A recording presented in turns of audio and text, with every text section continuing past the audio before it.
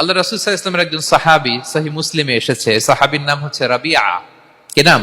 ওনার নাম হচ্ছে রাবিআ ইবনু কাব আল আসলামি রাদিয়াল্লাহু তাআলা আনহু। উনি বলেন, কুনতু আবিতু ইনদা রাসূলিল্লাহ, একবার আমি রাত্রিবেলা রাসূল সাল্লাল্লাহু আলাইহি ওয়াসাল্লামের সাথে ছিলাম, কোন এক কারণে রাসূলের সাথে রাত কাটিয়েছি। তো রাসূল সাল্লাল্লাহু আলাইহি ওয়াসাল্লাম যেহেতু তাহাজ্জুদের সালাত পড়েন, তো তিনি বলেন, আমি মাঝরাতে উঠে একটা গামলা দিয়ে, পাত্র দিয়ে অজুর পানি নিয়ে আসছি বিশ্বনবীর জন্য, এনে দিলাম। বিশ্বনবী এত খুশি হলেন, আমাকে বললেন, সাল, হে কাব, তোমার কি লাগবে চাও। উনি বললেন, আসআলুকা মুরাফাকাতাকা ফিল জান্নাহ।